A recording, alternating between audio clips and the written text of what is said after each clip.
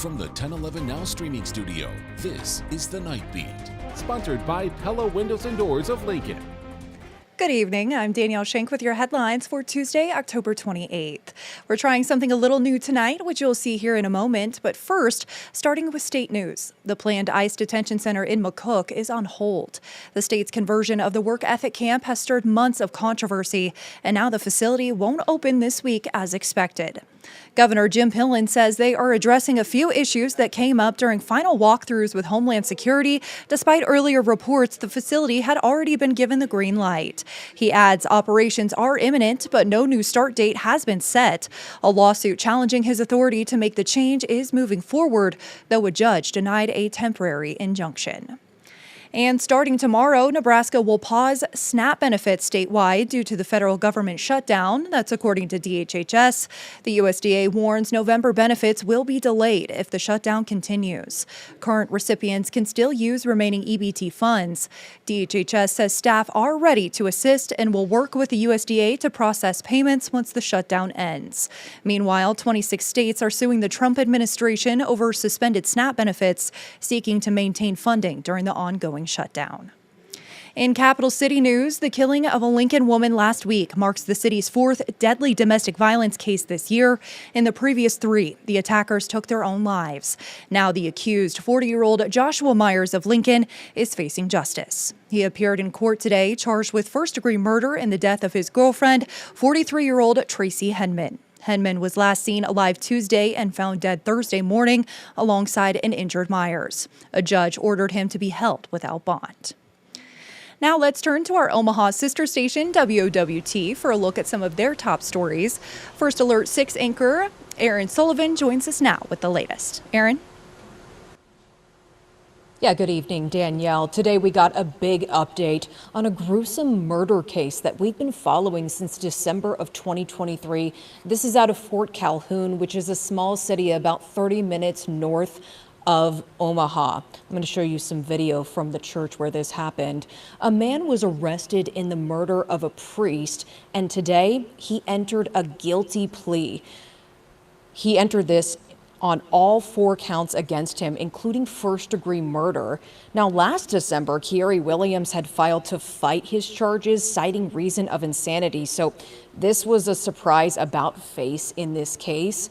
And with today's plea change, he'll face life in prison when he is sentenced next month. So some background on this case. In December of 2023, Father Stephen Gutzel was found stabbed in the face and back in the rectory of his Catholic church, and he called 911 himself and did die from his injuries.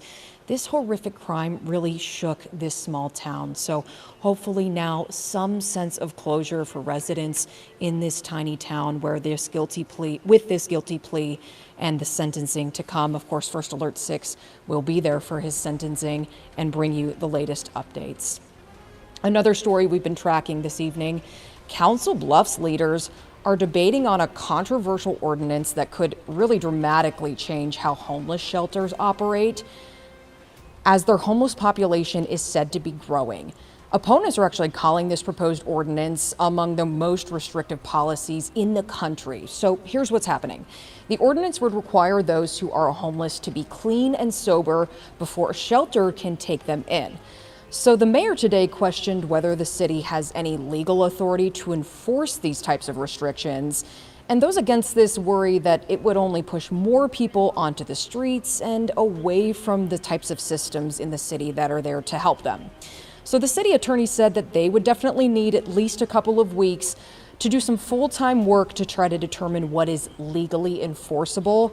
And the council did agree that they will continue working on this ordinance with community partners and legal staff. And they did not set a timeline for a vote on this, but again, did spark some controversy today. Danielle, another story that we're going to be keeping an eye on in the weeks to come. I'll send it back to you in Lincoln. All right, thank you, Aaron. Now out west, an arrest affidavit from South Central Nebraska is detailing some disturbing allegations. 36-year-old Elizabeth Love, a Minden school counselor, and her boyfriend, 42-year-old Jared Jack Krause, are accused of sex trafficking a minor. Documents say Love met a teen through her job, and the interactions allegedly became sexual. Love then introduced Krause and invited the teen to their home, where he allegedly tried to lure the teen into sex. The teen left. Both are charged with sex trafficking of a minor. Love also faces third-degree sexual abuse by a school employee. In Adams County, a man is suing Roblox, claiming the platform allowed a predator to groom and sexually assault him as a teen. The case is part of a broader lawsuit involving more than 2,500 alleged child victims on Roblox and Discord. It accuses the companies of failing to enforce safety measures like moderation, ID checks, and parental controls. Court documents say the man met his abuser over a decade ago, believing he was another teen. Now in his 20s, he's seeking damages for fraud, negligence, and strict liability. Returning to Lincoln for our final story, when the Capital Humane Society picked up Zephyr from an Otoe County clinic, she was skin and bones, unable to stand or lift her head. A photo and plea for help soon went viral and support poured in. Just a month later, Zephyr's weight has nearly doubled from 12 to 22 pounds. Executive Director Matt Machero is fostering her at his home as she continues to heal. She's a joy to have around and has settled right in at home. Sleeps in the bed with us. She's kind of like a cat. She likes to sleep up on the pillows, and she's just an absolute joy, and it's unfortunate that she was in that condition she was in, but she's on the way to recovery, and we love having her around. He adds Zephyr's become a bit of a celebrity as fans track her progress, and with a face that cute, who could blame them? Rounding out our Night Beat Roundtable is a check of the 7-day forecast.